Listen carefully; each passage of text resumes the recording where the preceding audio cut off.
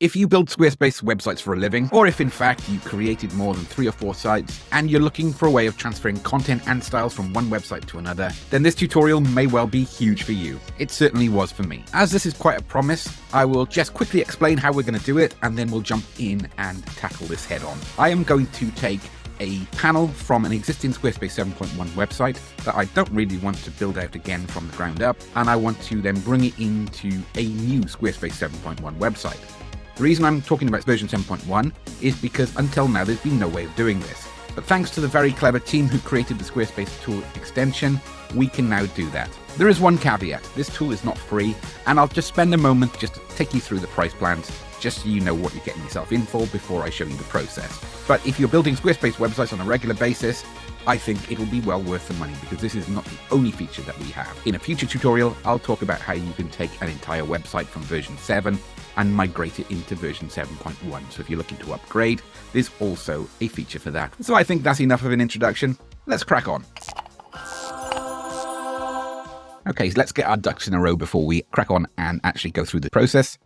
I'm going to be looking to take a page from this site, which is our Pixelhaze store, which in a bittersweet manner is going to be no longer existing within the next couple of weeks. So by the time you're watching this video, this website may no longer be around. The reason for that is predominantly feedback from students and customers. We are now able to bring everything in one house. So our entire Academy products, courses, and learning experiences are now going to all be in Pixelhaze Academy. It's been a huge job, but we are approaching the end, thankfully. What I would like to do is to bring some product-specific pages across from our store. We've got a Squarespace website builder page here, which is in a Squarespace 7.1 website. And as you can see, we've got quite a bit of content here that I'm looking to add to over the next few days. But in the meantime, we need to bring this across so we've got something to work from that's not starting from scratch. If this website was Squarespace 7.0, the older version, then that would have been easy enough because the Squarespace tools extension allows us to do that. But recently they've added a new test feature which allows us to bring that across. So what I'm looking to do is bring one panel across at a time and create a new page in our Academy site in the not linked section to start with,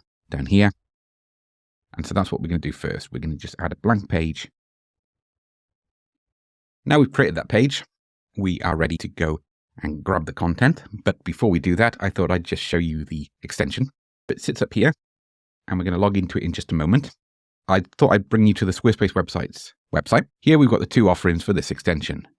If you're serious about transferring content across multiple Squarespace websites, and you think you're going to be doing this more than once or twice in a year, then I'd strongly recommend getting the annual plan for the Pro version. The reason being is there's a lot of features here that are just not available in the light version, and I believe we need content presets as part of this. I'm not 100% sure on that, and I'm not just saying get the Pro version because I'm an affiliate. I'm an affiliate because this saves us countless hours, and it's well worth checking out. But let's assume that I'm using the Pro version for this because I'm 99% sure we'd need those features to carry out this process. So let's jump back and head across to the store site.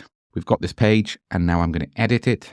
Actually, before we do that, I'm just going to make sure we're logged in and enabled the extension. And we're going to enable page injections. I think that's the feature we need. There we go.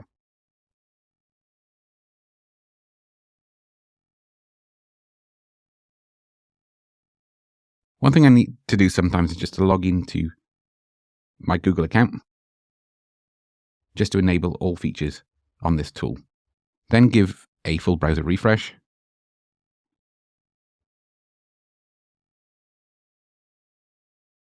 So we have our page created here. We're ready to paste the content in. I've logged in via our Google account in this drawer here. If you haven't logged in already, you'll need to log in to enable this feature. Then we go back to our original site, and then we can copy section as available here. We can see that those sections now are copied in this drawer, so we know we've got those features. Now we can go back to our Pixelhaze Academy website, click edit, and we can't see the pop-ups just yet. So if we add a new blank section, now we've covered what we're going to do. I'm now going to give you a how-to guide in each of the steps involved to take these panels from this page and bring them into our Academy site. If I was to go in and edit the page, you can see here that the features are no longer there. So first up, we need to keep it with the panel on the left-hand side and not go into edit mode. This allows us to copy section using the extension. We then go back to the Academy website, and without going in and editing the page, and if it's an empty page, we can insert a new section above or below.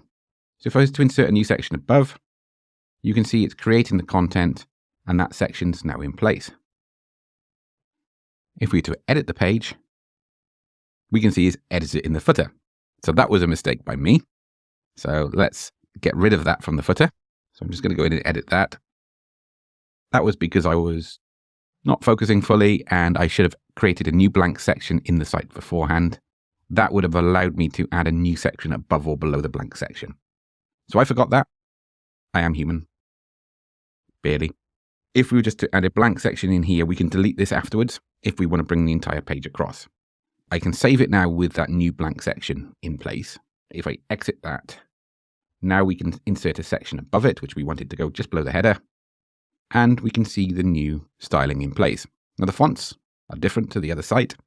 And if it used colors, they would probably be different as well. I'm not entirely sure on that. It's brought across the images, the background images, etc.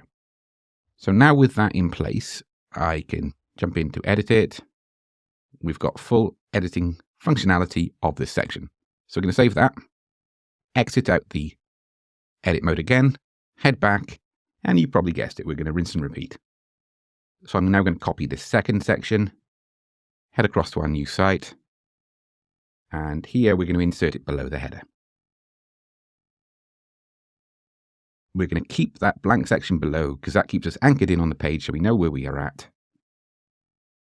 And there we go again, the content's in place. There's some styling inconsistencies with this site. We can see that the headings, font sizes are larger on the new site.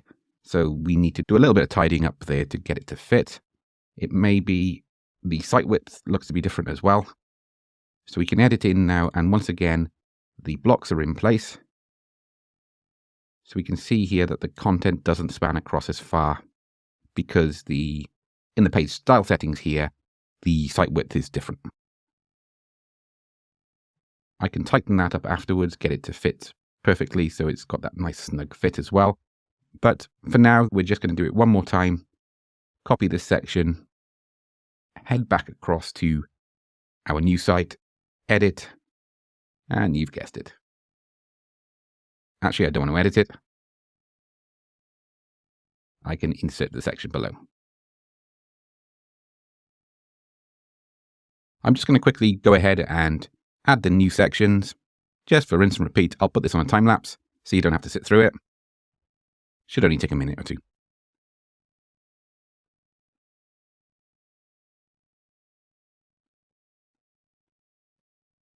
Okay, all of our sections are in place. There's a bit of tidying up to do.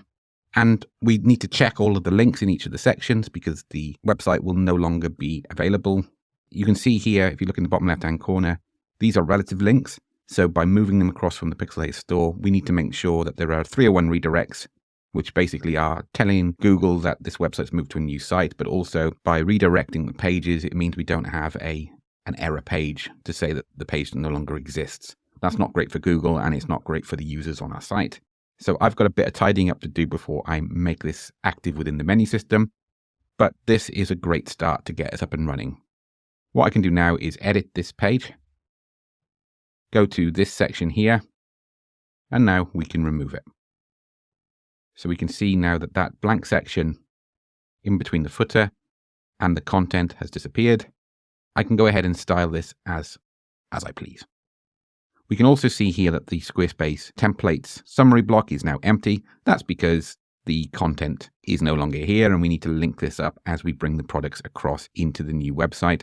And also we've got some spacing issues because, as I mentioned, different font sizes and the overall site width. But this is all really easy stuff to get right. Might just move this section up to break up the content. But yeah. That's how we can take large chunks of content from an existing Squarespace 7.1 site over to a new one. In future, we're going to be looking at creating content packs, which aren't full templates, but are more like pages structures like this. And we are looking at providing these as lower cost solutions. Keep tuned for that because we need to test this a little bit more. I'm still nervous about this disclaimer here on the Squarespace website. But all in all, this should give you a good starting point to rapidly transfer content from one website to another in Squarespace. Hope you've enjoyed. I'll catch you next time.